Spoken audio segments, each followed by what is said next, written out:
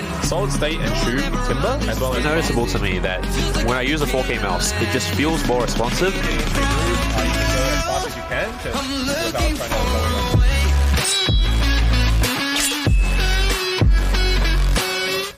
Hey guys, welcome back to the channel.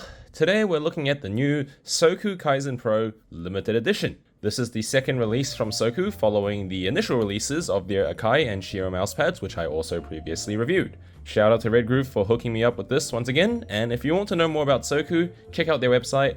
I also spoke about them in the previous review, so you can go watch that.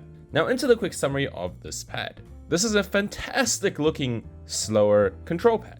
The build quality on the pad is alright, but there are a few points I could nitpick on regarding stitching.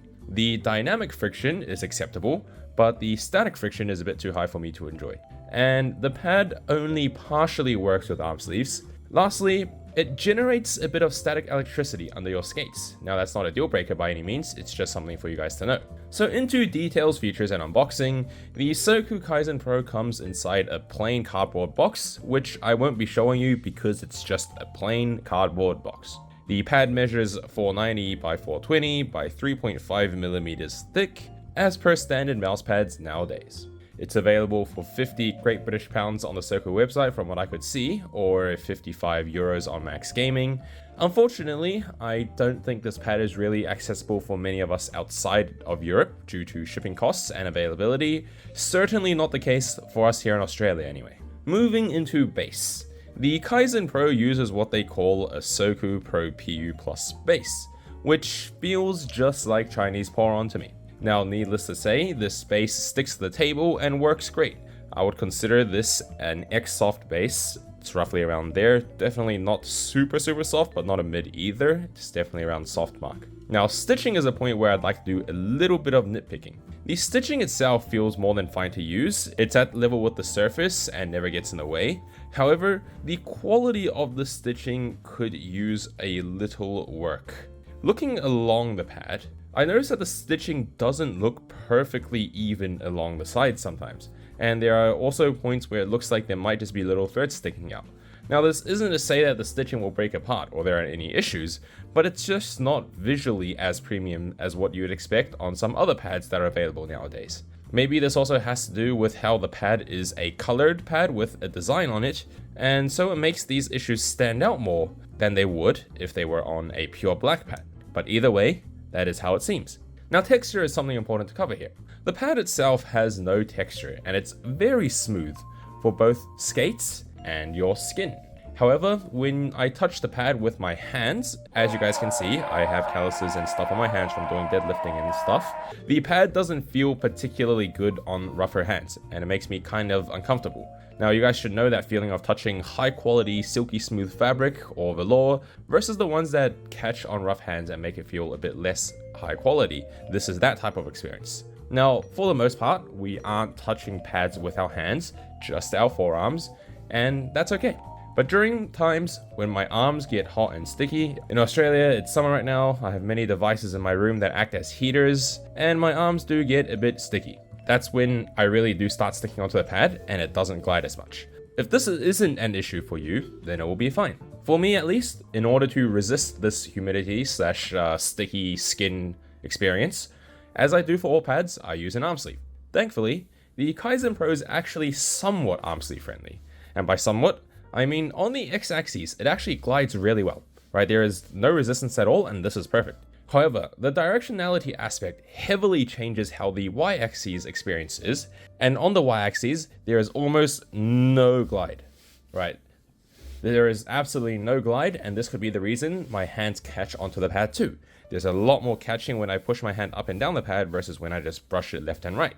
Now, this means that the pad only gets a half mark here in regards to how well it works with a sleeve.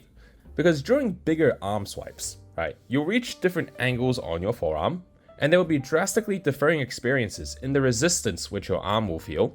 If you rest only a portion of your forearm on the pad, then there is way less issue because most of the part is actually okay. But when you rest your whole forearm on it, you swipe to about a 45-degree angle. Anything beyond this all of a sudden just does not move. Whereas you go from left to right, roughly where your hand is horizontal and doing the X-axis movement, it's fine. So during a big swipe, you'll swipe to here and then it will become a bit awkward. and then you'll swipe back and you'll experience a lot of resistance, and all of a sudden your arm just flies.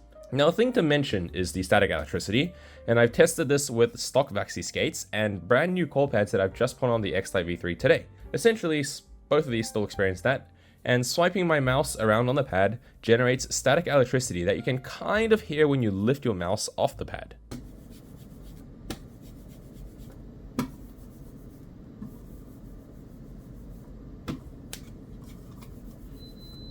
Now, does this affect performance or create any issues? Not at all. However, it is just a point for you guys to be aware of and not be surprised when you experience it. Now, as for speed and control, the pad does feel a little bit weird to me in the sense, due to both the sleeve experience and the pad skate interaction. Now, as an arm player, having that varying level of resistance on my arm, depending on the angle, does throw me off a little regarding how the pad seems to feel. This is the sleeve aspect. However, if you used skin, or you guys didn't have as much of a range of motion from using higher sensitivities, for example, this would be less of an issue. The actual pad itself is still a slower control pad, and the static friction, or having to start the mouse movement and micro adjustments, feels a little bit higher than, say, an Artisan Zero or Satin Pro, at least to me. And so it's definitely something I am not personally comfortable with. However, the dynamic friction is less, and once the mouse actually starts moving, the glide experience is pretty smooth with decent speed. So this means that the pad is good for those of you out there who have issues with stability when holding an angle, for example, or you're one of those people that accidentally flick away from a target when you start shooting after they've already aligned with your crosshair. Now, I've seen a lot of people do this purely out of habit. They just have a thing where as soon as they start shooting, they just have to do a flick for whatever reason. And there have been talks on Twitter regarding how to fix this bad habit. Lastly, there seems to be a bit of XY variation, the same as how it felt with the arm sleeve. The X-axis is a lot faster than, say, the Y-axis is. So as you guys can see me push the mouse versus doing a left-right swipe. Same thing on the X-Lite. As for me personally, this pad overall does just feel a little bit too slow for me to use. So then who should buy this pad? Well, first of all, the pad should be easily accessible to you. Secondly, you like the idea of the more controlled static friction for your holds and your slow clears and turning angles, but you can still do the bigger turns and swipes. It does mean, however, that micro adjustments are a bit more difficult. And if that sounds like something you don't really mind, something you need, something you enjoy, then by all means, give this a go. Once again, thanks to REDGROOVE and the team over at Soku for sending this out to me.